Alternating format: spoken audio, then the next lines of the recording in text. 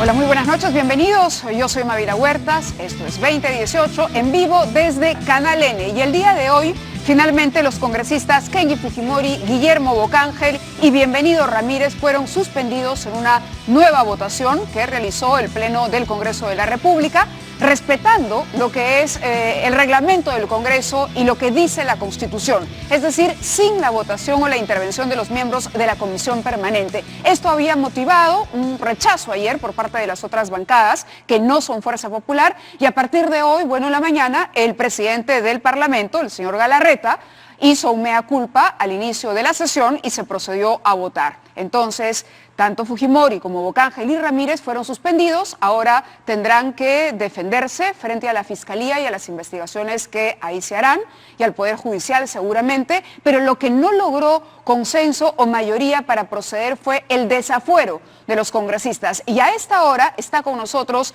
ya enlazado el abogado de Kenji Fujimori, el doctor Julio Rodríguez. Doctor Rodríguez, buenas noches y gracias por atendernos.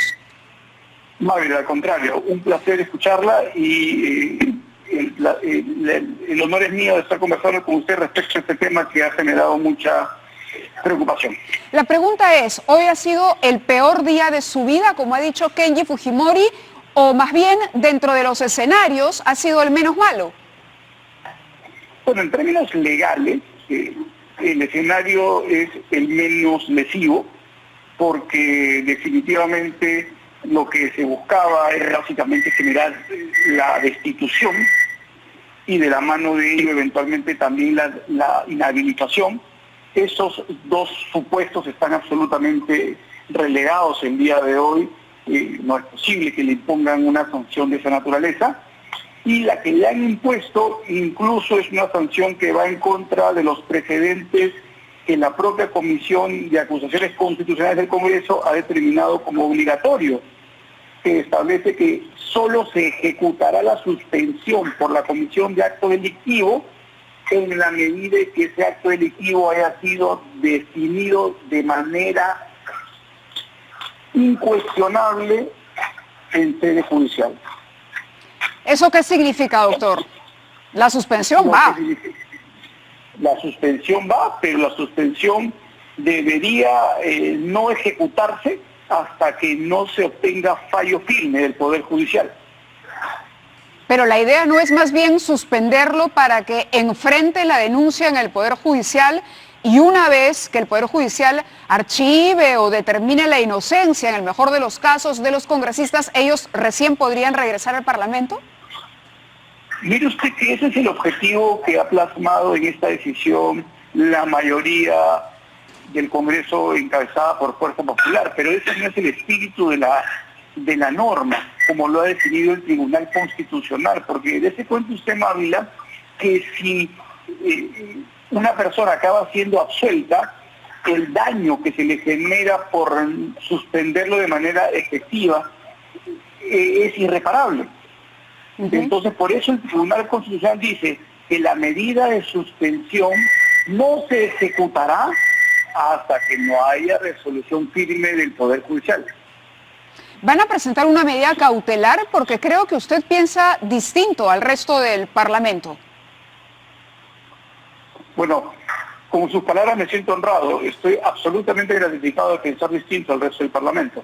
No, se lo digo porque para todo el país hoy lo que se hizo fue suspender a Kenji Fujimori, es decir, repetir la votación de ayer, y fue el propio Kenji quien ayer le agradeció a su hermana, o más bien la felicitó por haber, él mismo dijo, aquí tienes mi cabeza en una bandeja, y él ha publicado tweets el día de hoy que seguramente los podemos ver, donde, por ejemplo, dice, después del día más duro que me ha tocado vivir, lo único que les puedo decir es que el cariño de los papás ayuda a sanar todo. Engrían mucho a sus papás. Apareció con su madre, con la señora Susana Iguchi, y ayer, ya conocida la noticia de la suspensión, él mismo se dirigía asumiendo esa sanción. Entonces, por eso es que le digo, que Kenji ya se hace, él se considera un congresista suspendido. Suspendido significa que no irá al Parlamento y que en su lugar irá un accesitario. Bueno, a ver, Mabel, lo primero es que la decisión que se tomó ayer es una decisión que ni siquiera contaba con los votos para que el congresista Fujimori sea suspendido. El que se haya votado el día de hoy nuevamente es clarísimo que implicaba el reconocimiento que lo que se hizo ayer era un acto abiertamente arbitrario. Ahora, él el día de hoy y el día de ayer haya señalado que efectivamente este era el objetivo, sí, este era el objetivo a toda costa que se habían trazado, pero que ello no significa que esa forma a la que llegaron a la suspensión y a la que han llegado el día de hoy no sea una fórmula totalmente irregular. La pregunta es, ¿va a presentar usted una medida cautelar para garantizar la presencia de Kenji Fujimori en el Parlamento, en el ejercicio de sus... Obviamente vamos a presentar las acciones legales que la ley nos faculta para poder cuestionar la decisión emitida por el Congreso, que, como vuelvo a repetirles, es absolutamente contradictorio el propio informe emitido por la Subcomisión de Acusaciones Constitucionales, donde ellos mismos reconocen que la resolución emitida por el Tribunal Constitucional, la famosa 006 del 2003, establece claramente que ningún congresista podrá ser suspendido efectivamente si es que la imputación delictiva aún no tiene carácter de cosa juzgada. ¿Van a acudir al Tribunal Constitucional? Bueno, primero hay que acudir a juez constitucional. ¿A un juez constitucional? Si no tenemos una respuesta positiva, tenemos todavía la Sala Constitucional, y de no tener respuesta positiva, finalmente se recurre al Tribunal Constitucional, que, como le he mencionado, ya tiene precedentes al respecto. ¿Le preocupa que en la Fiscalía se haya designado al doctor Pedro Chávarri, una persona de confianza de la ex fiscal de la Nación, Blanca Nélida Colán? ¿Le preocupa que haya algún tipo de, que falte neutralidad a la hora de abordar en el ámbito penal el caso de Kenji Fujimori? No, Mávila, hay absoluta confianza en la transparencia y unidad del actual fiscal de la Nación electo, porque adicionalmente a ello el Ministerio Público ha tenido innumerables resoluciones que establecen que cuando se trata de prueba ilícita, porque los audios lo son al no haber pasado el test de integridad por los peritos, no pueden ser tomados en cuenta para ningún tipo de imputación. Ok, pero una cosa, la Fiscalía ha dicho que los audios y los videos, algunos han sido borrados, pero no habla de manipulación, de acuerdo al peritaje que se presentó ayer en el Pleno durante el debate. Extraordinaria pregunta que es usted, Mávila, porque eso me permite aclarar. El peritaje que se ha presentado ayer, entre otros, el que fue objeto de lectura, es un peritaje que se hace al reloj. Y lo que dicen es que lo que el reloj contiene no es las reuniones en las que estuvo presente el congresista Fujimori, y que adicionalmente ellos dicen que en ese soporte no existe un histórico de que esas reuniones hayan sido grabadas allí, porque el peritaje se hace al soporte electrónico que registra, no está realizando un análisis al contenido del soporte electrónico, que son audios o videos. Correcto, pero hablaba por la validez de la prueba que usted han puesto en tela de juicio, a eso me refería. No, es que con el peritaje lo que se ha reconocido es que los videos que fueron objeto de publicación y que fueron remitidos a la Fiscalía de la Nación no han sido grabados en este reloj, como se ha afirmado.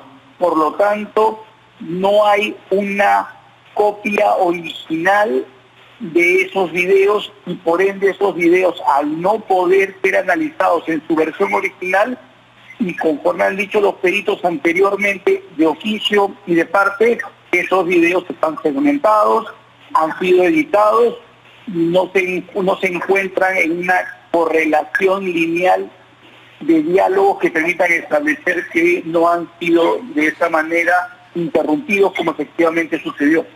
Correcto, doctor. Le agradecemos este enlace, entendemos su punto de vista y vamos a seguir de cerca entonces el proceso y lo que ocurrirá en los próximos días con los congresistas hoy suspendidos por el Pleno del Parlamento. Maritza García, congresista integrante del grupo de los Avengers y quien también enfrenta una suspensión, está con nosotros también para comentar el resultado de la votación de hoy. Maritza, buenas noches y gracias por declarar para el programa. Muy buenas noches, gracias por el enlace, Mávila. Efectivamente, creo que el Congreso de la República reflexionó a raíz de la posición férrea que pronunciamos todas las diferentes bancadas del Parlamento, porque usted vio, el día de ayer nos salimos del Congreso ante el abuso arbitrario de la mayoría de Fuerza Popular. ¿Usted cree que el resultado de hoy ha sido un resultado favorable para Kenji Fujimori y los otros dos congresistas que están siendo investigados? Definitivamente sí, porque el objetivo principal de Fuerza Popular siempre fue desaforar a Kenji Fujimori y a los dos congresistas más, argumentando que había una infracción constitucional, infracción que rechazamos no solamente nosotros, sino todos los politólogos, los opinólogos y los profesionales del derecho que se presentaron en diferentes canales de televisión y aclararon que no había infracción constitucional. Pero Fuerza Popular quería forzar la figura para lograr el desafío. Entonces, ¿ha sido una derrota para Fuerza Popular? Efectivamente, una derrota para Fuerza Popular, y no solamente por eso, Mávila, sino porque el retroceso con el que empezaron la sesión de hoy significa que hubo un reconocimiento expreso de que la Constitución y el reglamento estaban siendo vulnerados, tal cual se lo dije ayer al señor Becerril. Los miembros de la Comisión Permanente no estaban facultados para votar, pero ellos, como no tenían los votos, insistían, y bajo esa premisa se hizo la votación y nosotros nos opusimos rotundamente. Correcto, Maritza, le agradezco también esta comunicación. Muy buenas noches. Gracias por estar con nosotros. Muy buenas noches, gracias. Muy bien, y para continuar comentando cuál es la situación del Congreso de la República después de este resultado, está con nosotros Lourdes Flores Nano, lideresa del Partido Popular Cristiano. Lourdes, un placer como siempre tenerla aquí con nosotros. Encantada, Mávila. Buenas ¿Cuál noches. es el impacto que una decisión como esta, la que ha tomado el Congreso de hoy, tiene sobre la imagen del Parlamento? Grosso modo. Me parece que negativa, porque evidencia que subsiste un escenario de conflicto, de división, en ese caso casi un enfrentamiento fratricida. Entre paréntesis, salvo que el reglamento haya cambiado sustantivamente, y puedo yo estar equivocada, en mis tiempos la suspensión respondía más bien a cosas internas del Parlamento. El congresista Olivera fue suspendido varias veces, un día Javier Alba por haber puesto la Constitución en el suelo, o sobre el escaño de Grau, ya no me acuerdo, fue suspendido, incluso hacíamos bolsa común y había un máximo de plazo, 120 días, o sea, respondió un poco a los temas internos, y lo que en el fondo tendrían que haber hecho si lo que quieren es que alguien sea juzgado era desaforarlo. Entonces me parece que hay una contradicción. Pero en fin, no me quiero meter en las honduras de los temas parlamentarios. ¿Pero ha sido una decisión correcta la que ha tomado el Pleno hoy?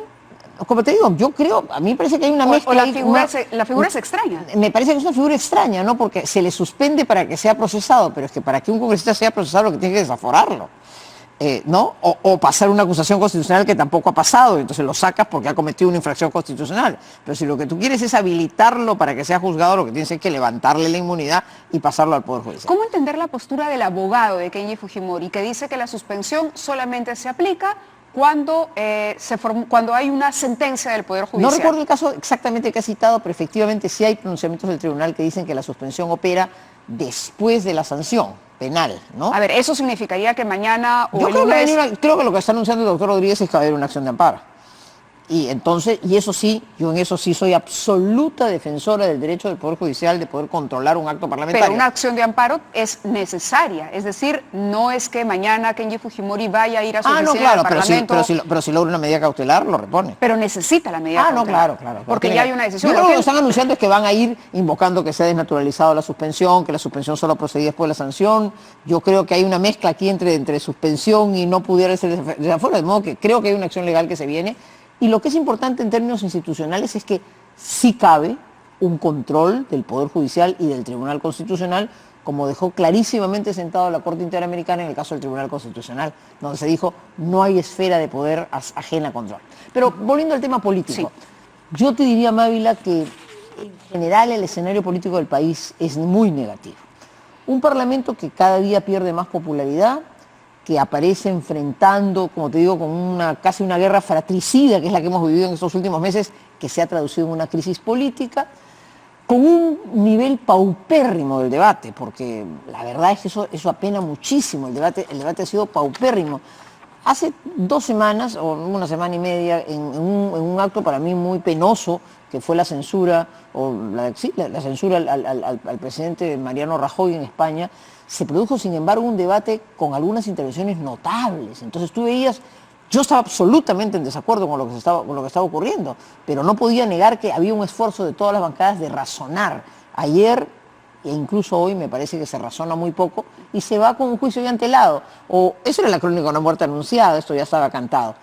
Y si a eso le sumas que vemos también un gobierno diletante, durmiendo la siesta moquehuana, sin acción, sin iniciativa, con cambios de ministro, un ministro se tiene que ir a las pocas semanas de haber sido nombrado porque no se le respalda, yo creo que la sensación de descrédito de la política es muy grande. Y esa es mi reflexión. Yo creo que eso es lo fundamental. Tenemos que recuperar calidad en la política y eso pasa por una reforma política que, cuando menos para mí, incluye el Senado, elimine el voto preferencial y establezca el financiamiento público de la política. Son 3 medidas indispensables si queremos recuperar calidad en la política. Hay una columna súper interesante que se publica hoy en El Comercio, no sé si llegó a revisarla, es un especialista justamente en estos temas, un inglés, Maxwell Cameron, que habla, sí, cómo no, habla de eso, habla del problema de las democracias actuales y defiende justamente el tema de la bicameralidad y en fin, la institucionalidad de la democracia. Si pasamos de, en fin, el incidente de ayer, como te digo, me deja, el día de hoy me deja la sensación que va a haber una acción de amparo y el Poder Judicial va a analizar este tema y el Parlamento... ¿Y qué es lo más probable? Usted que es abogada. No, ¿Qué le dice su instinto de abogada? ¿Que van a apoyar a Kenny Fujimori? Va a funcionar. Puede tener asidero.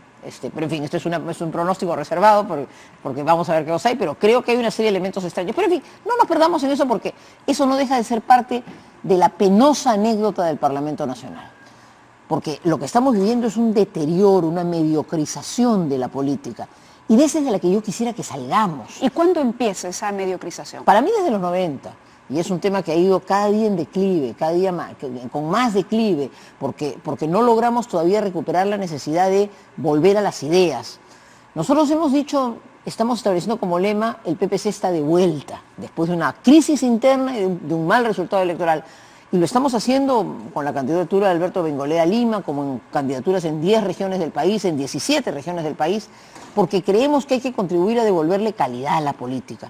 Y yo insisto, yo espero que en la mesa directiva del próximo Congreso, ojalá, ya no sé si con estos cambios los números dan, pero ojalá la oposición pudiera hacer un esfuerzo de tomar control del Parlamento. Y Fuerza Popular entendiera que ese reflejo es necesario, como ocurrió con Antero Flores Arauz en su día, o Lucho Iberico en el periodo pasado. Son momentos en que el Parlamento se refresca. Pero, por ejemplo, para abordar con coraje la reforma política.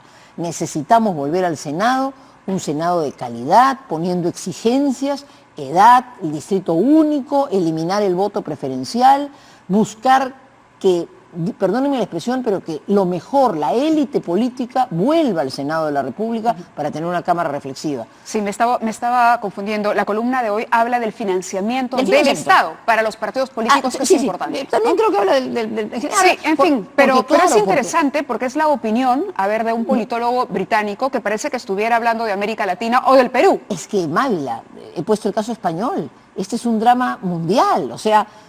El Partido Popular en España ha sufrido un golpe tremendo por el caso Gürtel, porque como consecuencia de eso se ha demostrado un financiamiento indebido, han sentenciado al partido y eso ha originado una crisis de gobierno que ha obligado al gobernante a salir. Dentro de con una recomposición penosísima para España, porque es la suma de todos los contrarios, a ver qué cosa pasa. Entonces yo no quiero que en nuestro país esa combinación perversa de corrupción, descrédito de la política, desánimo, mediocridad, individualismo, termine llevándonos a una nueva aventura en el año 2021 de la que no sabemos cómo salir. Vamos a ver cuál es la causa. Hemos hablado de cuándo. Y usted nos ha dicho desde los 90. Porque yo creo que es que se inoculó, se metió en nuestras cabezas y no logramos todavía salir de eso, que la política era una cosa muy negativa y que la política tradicional... Yo soy la primera en creer que, por ejemplo, la lectura justa de la elección pasada es que la gente quiere un cambio. Me parece natural. Hay una nueva generación, habemos políticos, tenemos 30 o 35 años en la vida política. Eso es natural. Pero, por Dios, sin esta improvisación, sin esta mediocridad, con más calidad, con más peso, eso es lo indispensable. Y para eso tenemos que volver a buscar espacios serios de poder y de reflexión y de formación Teniendo política. en cuenta que la mayoría parlamentaria está integrada por Fuerza Popular, que Fuerza Popular ha sido protagonista de los hechos entre ayer y hoy también, ¿no? Porque estamos hablando de está bien, y están juicio actuando en función del voto recibido, de ¿no? una investigación contra 3 parlamentarios que ingresaron al Parlamento por Fuerza Popular. Que se hayan retirado en el camino es otra cosa, pero fueron llevados por Fuerza Popular, y los propios fujimoristas en su momento, recuerdo que incluso el señor Salaverry, admitieron que no había una selección adecuada de la gente que había llegado al Parlamento, que ahí habían fallado. Revisábamos ahora por curiosidad cuántos son realmente militantes, por ejemplo, de Fuerza Popular, y la verdad es que es una minoría los que pertenecen al partido y una mayoría los invitados al partido. ¿Cómo entender esto? Eso es cierto, mira, fíjate que han tenido una representación notable en el sentido que han conseguido representación en todas las regiones del Perú. Su número es verdad que responde el que han obtenido a la aplicación de la cifra repartidora, es decir, con 30 y tantos % de los votos logran... Que también habría que revisar. Sí, claro. La cifra repartidora es un buen sistema de reparto, pero claro, tiende a premiar un poco a la primera fuerza, ¿no? Entonces, si por ejemplo tú vas a un sistema, como yo propongo para el Senado, a nivel nacional, es mucho más perfecta la distribución, con 40, con 50, con 60, tú aplicas la cifra repartidora, es mucho más perfecta. Cuando vas a distritos pequeños, el que gana siempre tiende a llevarse uno más. Pero esas son cosas que están muy estudiadas. ¿Qué está pasando en general? Está pasando que en el afán de llegar, me da la impresión que en más de un caso se ha buscado o al que tenía el dinero para financiar la campaña, o al que tenía un nivel digamos, de influencia en la región.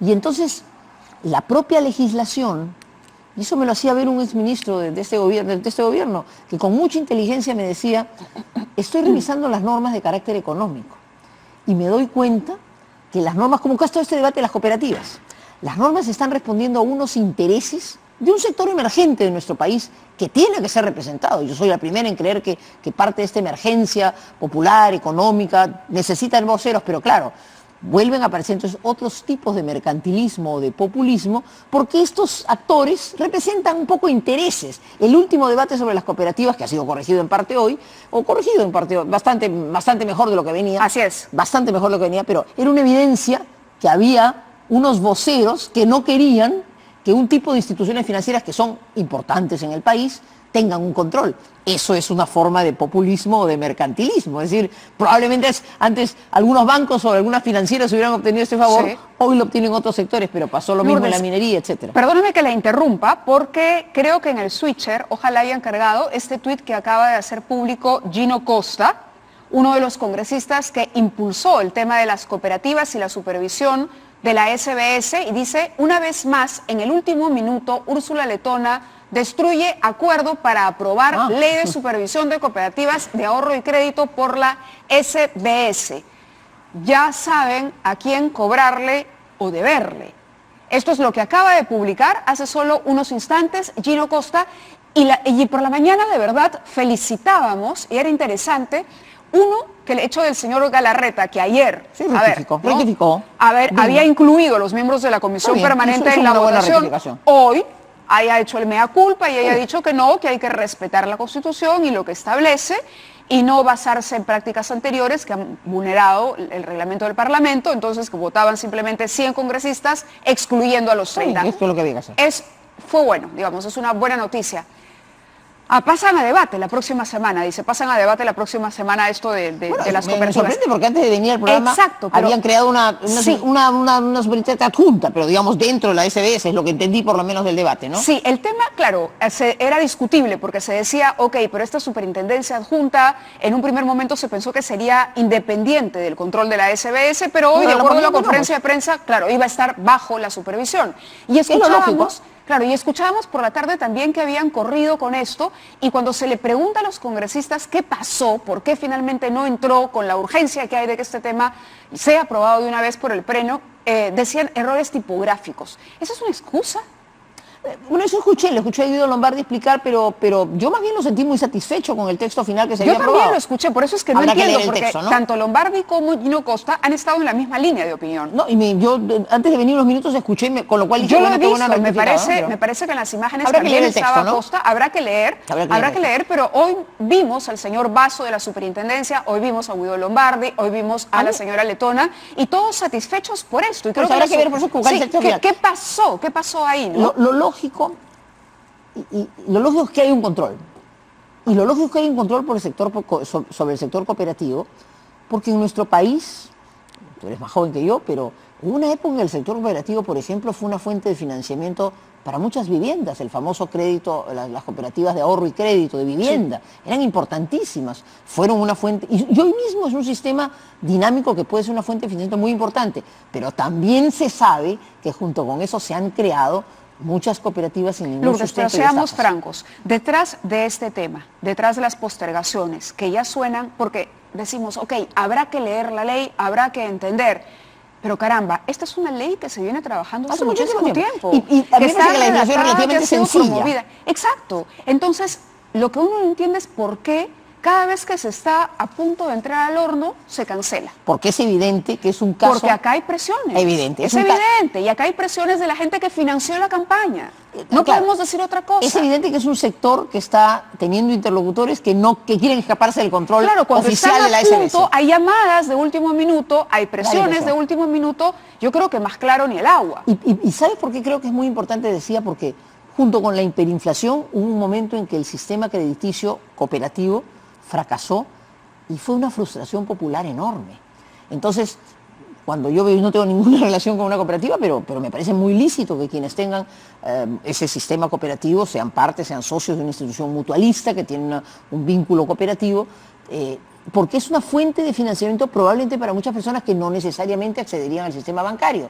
Pero eso también, si no se maneja bien, termina siendo manejado por una cúpula, por una directiva, que omite los intereses de todos, y entonces la frustración popular en favor del crédito, del ahorro, es tremenda. Y si algo necesita nuestro país es estimular al que hoy día tiene un sol, que ojalá lo pueda ahorrar en una institución que le dé seguridad.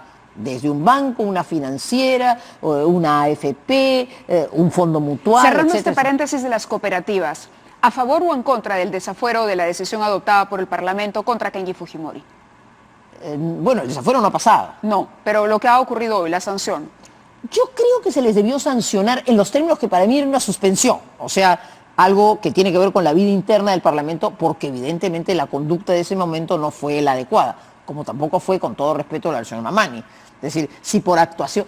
¿Qué es lo que la suspensión en mis épocas sancionaba? La falta de decoro en la función parlamentaria. Pero, a ver, si dependiera de Lourdes Flores Nano la sanción para Kenji Fujimori y compañía. Una genuina suspensión, es decir, ustedes su actuación no ha dado decoro al Parlamento, en consecuencia se les priva de la función parlamentaria, sin sustituirlos. No desafuero. No, claro, es que por eso te digo, esta es una curiosa suspensión en que alguien se va sin que todavía haya sido juzgado, pero viene el sustituto. Entonces lo que tú te das cuenta es que ahí alguien está manejando los números para tener 3 representantes más. En mi concepto, ¿asegurar la mesa directiva? Por ejemplo, y manejar, pues... No, por ejemplo, no. ¿Asegurar la mesa directiva? Sí, seguramente. No sé si lo logro. Y ahí la verdad me pierdo hoy en la aritmética parlamentaria. Ajá. Pero me da la impresión que es eso, es saco a uno para poner al mío, y esa no es la lógica de la suspensión. Nosotros hemos enfrentado suspensiones bien injustas, ¿no? Es decir, para concluir este primer bloque de la entrevista e irnos a la pausa, aquí lo que se ha hecho no es evaluar con seriedad los actos cometidos por estos congresistas, sino hacer un cálculo para conservar la mesa directiva, y agregaría utilizar este caso, utilizar la denuncia contra los Avengers para que Fuerza Popular pueda tentar mantener el poder y el control del Parlamento. Si yo tuviera que resumir lo que en mi concepto ha ocurrido en este acto es, uno, se ha llevado a un proceso en el que uno tiene que razonar y convencer con un juicio antelado. Nadie de los que ha votado tenía nada que escuchar porque ya sabía cómo iba a votar. En segundo lugar, se ha desnaturalizado lo que es propiamente la suspensión, no pudiendo al desafuero, haciendo una figura mixta que seguramente un juez evaluará. Y en tercer lugar, evidentemente, quito a los que no me gustan y se han portado mal conmigo para poner a los míos y tener más votos. Y eso tampoco es lo lógico en democracia. Me parece que por todo eso, todo esto será evaluado constitucionalmente. Vamos a una pausa, porque luego me gustaría compartir contigo algunas fotos y preguntarte por la figura de Luis Galarreta. Luis Galarreta, hoy por hoy, de acuerdo a una encuesta que ha publicado Datum, para que ustedes, que seguramente se han enterado ya, es el funcionario, el representante de un poder del Estado con la mayor desaprobación. De la última o de la penúltima, la última encuesta en Datum, su desaprobación ha subido 23%. De una a otra, 23%. Hoy está por sobre el 71%. Le gana en desaprobación a Vizcarra, a Villanueva, a Keiko, a todos. Barre con todos. Y es importante que haya hecho el mea culpa de hoy, porque creo que en parte una de las razones de ese mea culpa es haber acusado recibo de que están perdiendo el respaldo popular. Lo dejo ahí para la reflexión de Lourdes Flores cuando regresemos tras la pausa.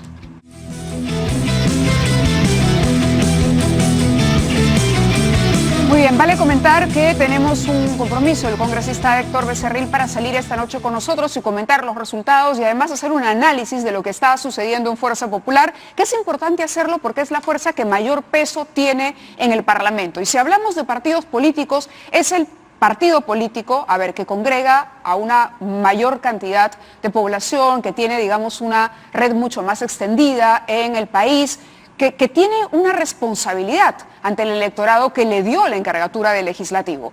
¿Cuál es la opinión de Lourdes Flores sobre el desempeño de Luis Galarreta, de las canteras del PPC, hoy presidente del Parlamento? ¿Es el mismo Lucho Galarreta que conoció en el 2010? No, ha cambiado. Yo le tengo mucho aprecio porque él vino en realidad a Unidad Nacional con Rafael Rey, luego se incorporó al partido y nosotros lo recibimos con los brazos abiertos y aportó mucho. Aquí hay algunas fotos. De repente, Ricardo, ¿me puedes ayudar poniendo las fotos para recordar aquellos tiempos?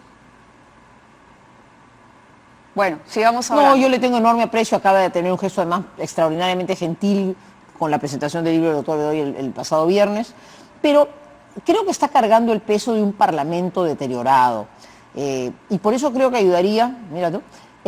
Claro, esto es cuando fue candidato por Peruanos por el Cambio, ¿no? Sí, es así. Pero antes, creo que la primera es la del 2006, me parece, y la otra es la del 2011, ¿no? La otra es la ahí todavía era pepecista, no, esa era el 2015, sí, ¿no?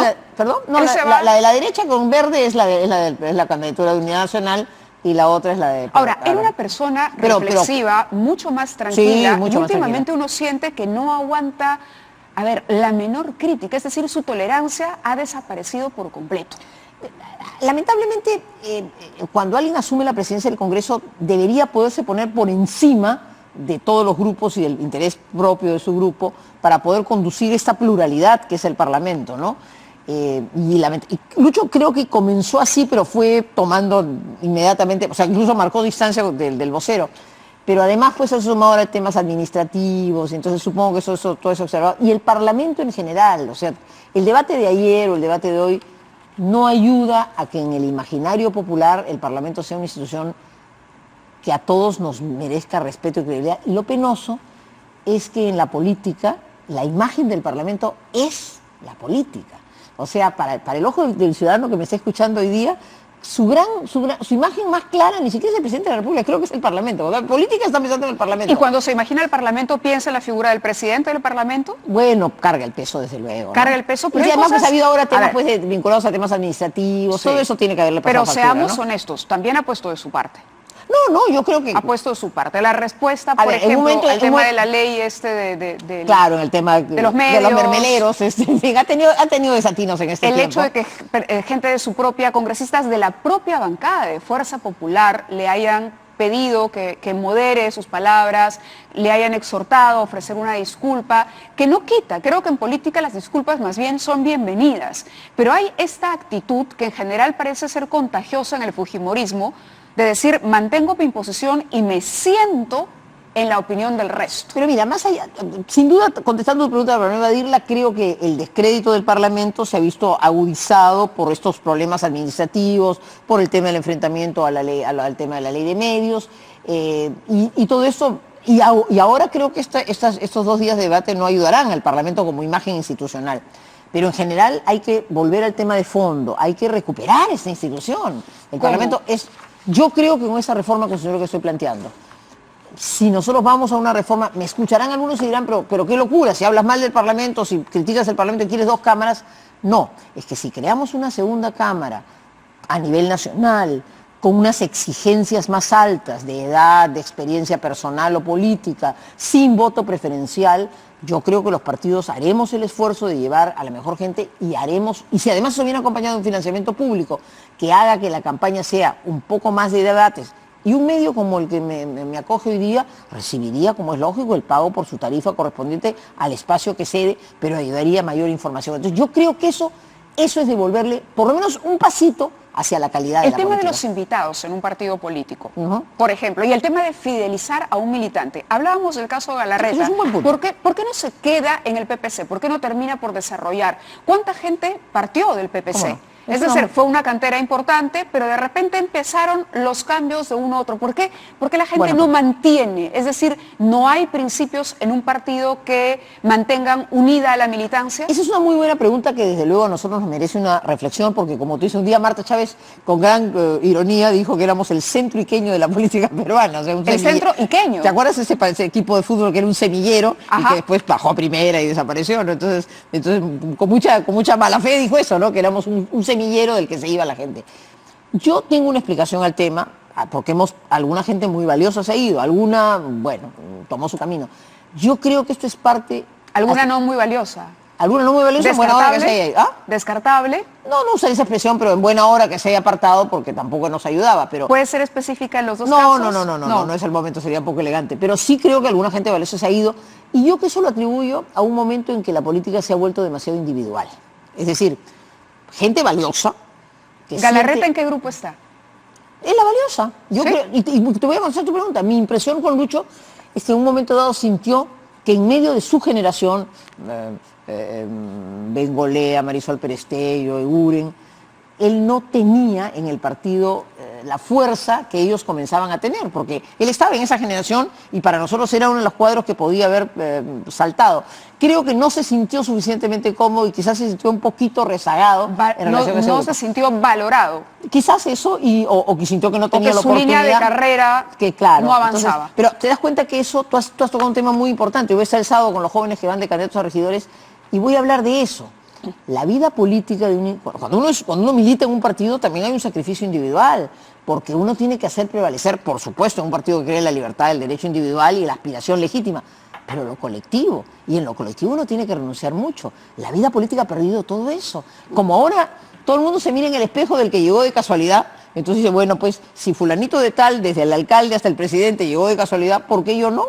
Y eso es lo que hay que cambiar. Esa es la improvisación, ese es el individualismo que yo creo que le ha hecho daño a la política. Entonces, porque con diferencias, digamos, no vamos a comparar al congresista Galarreta con otros casos, pero en ese caso concreto, si me pongo a analizar lo que ha ocurrido, si nos ponemos todos a hacer el ejercicio, uno piensa su carrera, se incorpora a un partido político con miras a tener un cargo político. Eso es natural. Eso es natural. Pero saltar a otro partido que no necesariamente puede compartir todos los principios de tu cantera política, ¿eso ya es transfugismo? Mira, claro, por supuesto, y es acomodo, ¿no? Claro, yo soy parte de una generación que cuando yo tenía 18 años ingresé a la vida política, me sentaba en la última fila, calladita a escuchar, y escuchaba a Ramírez del Villar, escuchaba a Polar, escuchaba a Laiso, escuchaba a Maestro, escuchaba a Bedoya. Después ya comenzaba a levantar la mano y a hablar, y después te formaban, y después te daban oportunidades, y después fui regidora y vas haciendo una carrera. O sea, ese es el sentido de un partido escuela, al que hay que volver. Para eso entonces el partido tiene que tener una vocación de permanencia, en las buenas y en las malas. Por eso estamos de vuelta, porque somos una institución que con 51 años sabemos que ha pasado un mal momento, pero queremos tener un porvenir y promovemos a una nueva generación.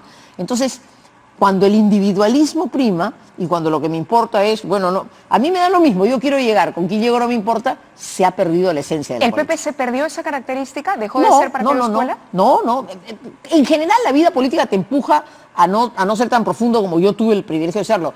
Hasta cierto punto reconocería que no hemos tenido el mismo énfasis y que también de alguna manera hemos caído un poco en ese juego, pero afortunadamente, a pesar de todo eso, creo que sí seguimos siendo un partido. ¿Fuerza Popular es un partido escuela? Fuerza Popular yo creo que es una colectividad de eso que la doctrina llama los catch-all parties, o sea, partidos que pueden, como no tienen una ideología, tienen algunos principios, algunas ideas básicas. A ver, ¿cuáles serían los 3 principios básicos del fujimorismo? ¿Cómo lo describimos? ¿El pensamiento de Fuerza Popular cuál es? Estamos hablando de la fuerza mayoritaria en el Parlamento. A ver. No es broma. Si no sabemos cuáles son las 2 o 3 ideas clave. Es un cuestión teórico, yo tendría que responder esa pregunta, pero es muy buena tu pregunta, porque yo te diría que Fuerza Popular encarnó en la década de los 90 una apertura liberal, ¿no es cierto? Incluso mucho más liberal que lo que se había vivido hasta entonces. Eso me parece que lo han perdido, con estas cosas populistas de las que hemos hablado. En su momento representaron una visión más autoritaria de la vida política, eso creo que no lo han perdido. Se han insertado, lógicamente, reglas democráticas, pero tienen algunas reacciones que te hacen ver que ellos creen en una democracia de mano dura, una democracia de reglas fuertes. Y creo que lo que no han perdido es su esencia de ser un partido en el fondo muy personalista y muy caudillista. Antes Alberto, no sé si hoy día Keiko, no sé si mañana volverán, pero creo que son un partido en el fondo bien caudillista, bien personalista. Tal vez ellos tengan que avanzar hacia el futuro con otras generaciones a definir Pero mucho más. ¿va a ser posible eso? Es decir, ¿Fuerza Popular existe sin el apellido Fujimori? ¿Cómo saberlo, no? ¿Cómo saberlo? En el Perú es bien difícil saberlo. De momento son eso, ¿no? El caso Kenji se presta para el Pero análisis. hoy día te das cuenta. Sí, es hoy bien día, interesante. No, por supuesto, porque además hoy día yo siento que en este partido, lamentablemente con consecuencias para el país, este pleito fratricida ha traído unas consecuencias políticas, casi ha traído abajo un gobierno. Claro, se ha traído abajo un gobierno, el eso. Enfrentamiento entre Keiko y Kenji Fujimori. Y yo creo que en el fondo no dejaba de ser un juego de poder de ambos, de querer afirmarse y pero aparte de a otros ver, factores, ¿no? el futuro del país lo deciden dos hermanos que se pelean. Bueno, no, pues y por eso es que es la reflexión, y por eso es que yo no soy fujimorista, y mi invitación es a los peruanos a que miremos más solidez la política. Es más, es mi invitación a la propia Keiko Fujimori, por la que también tengo aprecio. Creo que es una persona que tendría que medir si todo esto le está haciendo bien, y yo creo que le está haciendo mucho mal, porque no la está demostrando como una lideresa con un talante de visión de país, sino de perderse en el pleito menudo de su propia cuota de poder al interior de su partido para demostrar su cuota afuera. Importa poco si tiene 30, 35, 40 seguimientos, que seguramente tiene una base social que la respalda. Creo que lo que está perdiendo es la dimensión de su responsabilidad precisamente por el favor popular recibido. Claro, hay dos cosas importantes que apuntar ahí, me parece. Una, el caso de Kenji sirve porque para entender el rol de los invitados. Todos los Avengers son invitados, ¿no? Ya, esa pregunta te la digo contestar. Mira, Sí. ni tanto que queme al santo, ni tampoco que no lo alumbre. Cuando un partido tiende a cerrar, o sea, yo sí soy partidaria que un proceso electoral es una oportunidad también de abrir juego a otros. Yo siempre he defendido esa tesis porque los partidos también tenemos que tener un refresco. Entonces, cuando tú armas ahora, por ejemplo, para elecciones municipales, nosotros llevamos ahora en la lista de Lima y en la lista de provincia algunas personas invitadas, y eso es muy bueno. Es la oportunidad en que tú haces un proselitismo y captas a gente valiosa. Pero esa gente valiosa tiene que entrar también con un compromiso. Tú me preguntabas, por ejemplo, si soy autocrítica en eso. A veces nos ha pasado que por abrir juego, quizás no hemos afianzado, no hemos afincado suficientemente a personas que no dejaban de llegar aquí, pero podrían haber ido a la vuelta, podrían ir más acá. Se trata entonces que quien llegue con lealtad a eso que ese partido representa, pero por eso digo, ni tanto que queme al santo, ni tampoco no lo hombre. Un partido no puede ser dogmático. ¿Se podría establecer un porcentaje? Bueno, no hay que ser tan inflexible en eso, ¿no? Porque es bueno que gente nueva entre a la vida política.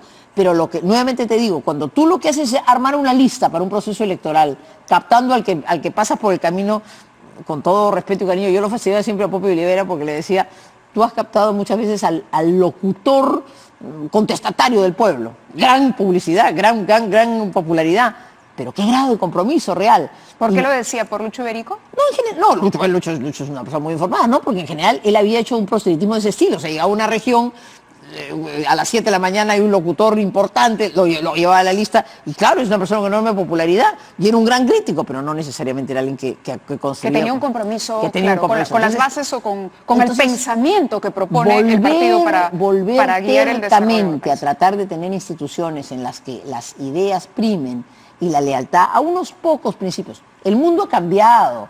El mundo de hoy es un mundo mucho más práctico, la gente joven quiere más concreción y menos discurso, de modo que ese pragmatismo que la vida te trae de hoy se aporta a la política.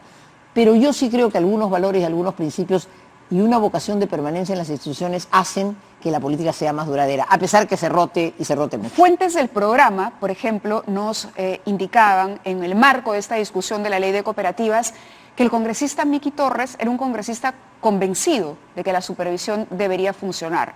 Él ha defendido su historia como cooperativista, la historia de su padre. Su padre, sin duda. Y que él había participado directamente, la superintendencia lo reconoce y hay registro de que tanto él como Úrsula de Tona han sido promotores justamente de esa supervisión. Sin embargo, también hay fuentes que dicen, ¿sabes por qué Miki Torres hoy no ha votado en bloque por la aprobación de esta norma? Porque hay una imposición del partido.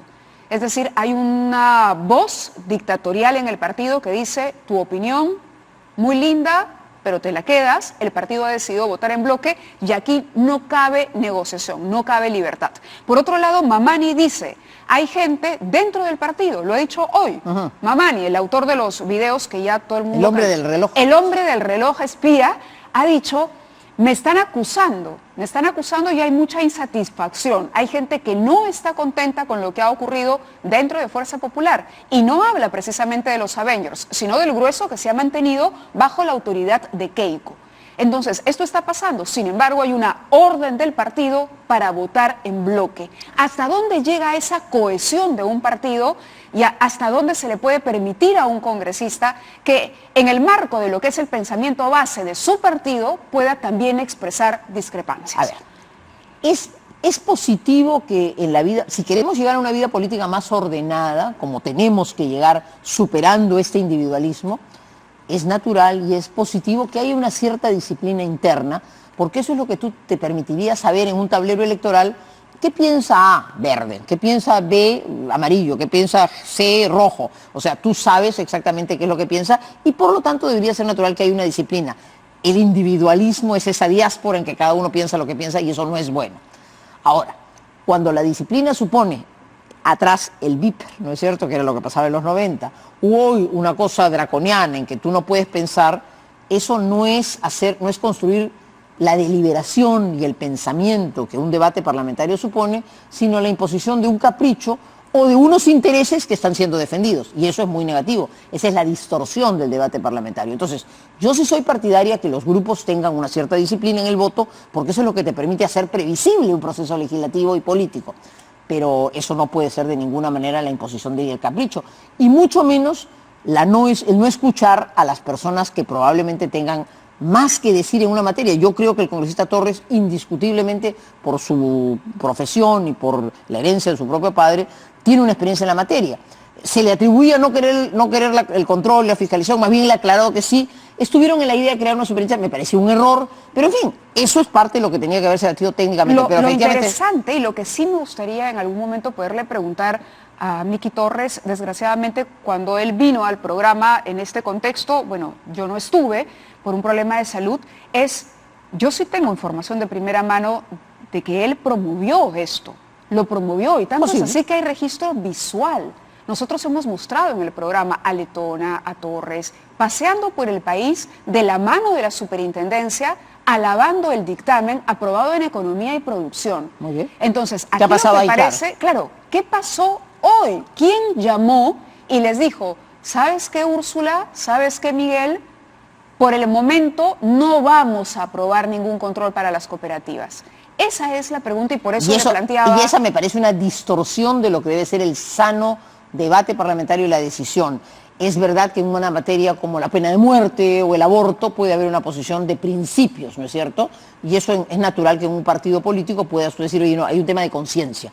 Pero no debería pues haber esas contradicciones si hay coherencia en el grupo, porque tú sabes lo que quieres.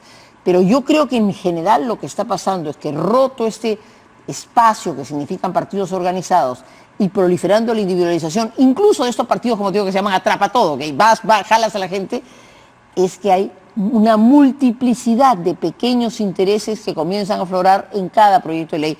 Y efectivamente, si tú haces un análisis, hay muchas leyes que están saliendo como direccionadas a un interés específico que no necesariamente es el interés del país. Eso tampoco es saludable en política. Y eso no quiere decir que un parlamentario no represente a su pueblo, porque como es lógico, el parlamentario de Pasco tiene que decir, oye, usted, los intereses de Pasco están en juego, para eso son tus electores. Pero cuando tú te conviertes en promotor de un interés social o económico y lo demás que te importa, pierdes la dimensión de la nación. Eso es lo que un Senado Nacional puede recuperar. Que tengamos visión de país, ¿no? Una pausa y cuando regresemos aprovechamos los últimos minutos del programa para conocer la opinión de Lourdes Flores Nano sobre lo que está ocurriendo en el Ejecutivo. La renuncia de David Tuesta ha hecho que opinólogos de todo tipo, críticos, digan el gobierno es débil. El gobierno de Vizcarra retrocede, dice una cosa y al día siguiente se contradice, firma un decreto aumentando un impuesto y al día siguiente dice lo voy a devolver. Ahora se ha nombrado a un nuevo ministro de Economía y en algún momento nosotros dijimos aquí que era importante que ese ministro de Economía recuperara las atribuciones, es decir, que se empoderara en el que es, sin duda, el ministerio más importante del gabinete. Pero sobre eso, lo que está pasando en el Ejecutivo, regresamos después de estos mensajes chiquititos.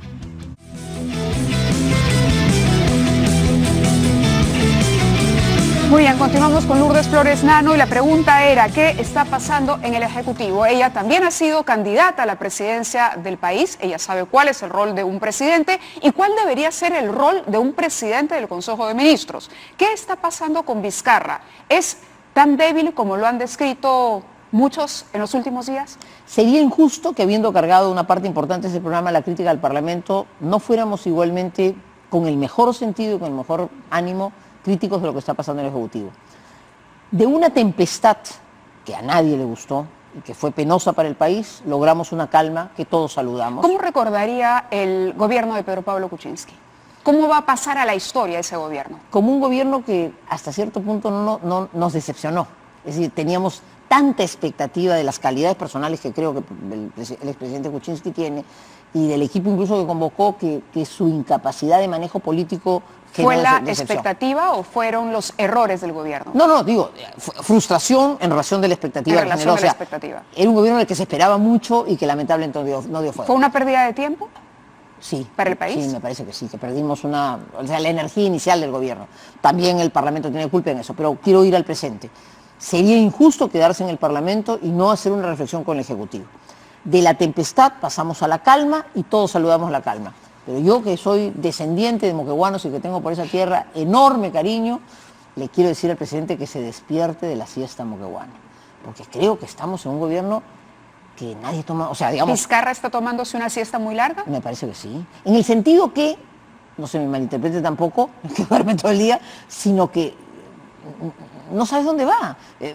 Quiere contemporizar. Pero esa era la crítica que se le hacía a Pedro Pablo También, Kuczynski. pues entonces seguimos en lo mismo. Claro, Vizcarra ha sido vicepresidente, integró la plancha de Pedro Pablo Por eso, Kuczynski, entonces, conocía el plan de gobierno. Entonces, lo que resulta es que votamos, en general, los peruanos elegimos una opción que no tenía rumbo la última vez. Esa frase popular, que no se hace tortillas sin romper huevos, es lo que creo que está pasando. Nadie quiere romper huevos. Todo el mundo quiere que las cosas fluyan así. ¿Pero a eso nos condenó la elección de Kuczynski? Probablemente sí, porque siendo en mi concepto el mejor de los individuos, en el fondo era un equipo que se armó en el camino. Pero no volvamos hacia atrás. El vicepresidente ha asumido funciones, es hoy el presidente, convocó al equipo que ha convocado, tiene que saber dónde querer ir y eso es lo que no vemos. El último episodio con el ministro de Economía es penosísimo.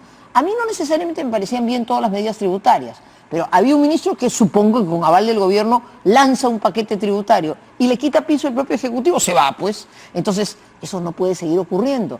¿Qué impulso importante se ha producido? ¿Qué decisión grande se ha tomado? ¿Qué proyectos qué proyecto grande está caminando? ¿Qué obra pública se va a empujar con decisión? ¿Hacia dónde está? Nada de eso se dice porque se está entre que yo no quiero que me toquen y no me vaya a caer. O sea, el rol del presidente Vizcarra no es durar. El rol del presidente Vizcarra es gobernar. Gobernar, claro, y no lo está haciendo. Mi sensación es que es un gobierno atemorizado por la circunstancia previa, que no se anima y que no se arriesga ¿Alguien lo nada. está haciendo? César Villanueva, en su rol de primer en ministro. general el gobierno, sin entrar en... O sea, no siento un gobierno que saliendo de una crisis ha dicho, muy bien, calma inicial, perfecto, pero ahora vamos decididos en ese camino. Vamos a ir a la recuperación económica. Mi decisión de fomentar la inversión privada viene por acá. Voy a emprender esta reforma con ganas. Voy a hacer estas 3 obras públicas importantes. ¿Dónde? Roberto Abusada dijo ya para terminar la entrevista ¿Qué hace poco discurso hay que en ese sentido, sí, no? se había equivocado Vizcarra al nombrar a Villanueva como su primer ministro, porque si él era consciente de no tener un respaldo político, necesitaba una figura más empoderada en el premierato. ¿Coincide con ese análisis? ¿Es también débil el presidente del Consejo de Ministros? Mira, ¿O se debe a una serie de pactos que no conocemos, que se firmaron o se suscribieron en la etapa de la crisis entre Kuczynski y Vizcarra? Supongo que para un presidente que llegó de manera tan abrupta como llegó él, necesitaba buscar una persona de su confianza y supongo que el primer ministro lo será. Seguramente se ha conocido como que sentiría que hay afinidad con él. ¿Está cumpliendo su papel? En general, sin personificar, el gobierno no está cumpliendo su papel. Repito, no se trata de... Pero ser lo un incluye a Villanueva, Lourdes. No me parece que tiene el liderazgo suficiente. Correcto. Por supuesto, Con eso no. me quedo. Y con el presidente tampoco. Con Entonces, eso nos quedamos. necesitamos acción. Queremos un gobierno que se arriesgue. Sale bien, no sale bien, no salió, pero es un gobierno que sabía dónde va. Pero esta calma, tampoco, o sea, no podemos vivir en la calma permanente. La calma es muy importante, Pero la calma tiene que aderezarse con un poquito de rocoto, con un poquito de acción. con un poquito de acción para saber hacia dónde ir. Si Nos no, ha ganado, será un tiempo perdido. Nos ha ganado el tiempo, le agradecemos que haya estado con nosotros y bueno, ojalá mañana el congresista Becerril pueda estar con nosotros. De pronto ha sufrido algún impasse, algún inconveniente, pero nos vamos a la pausa y despedimos el programa.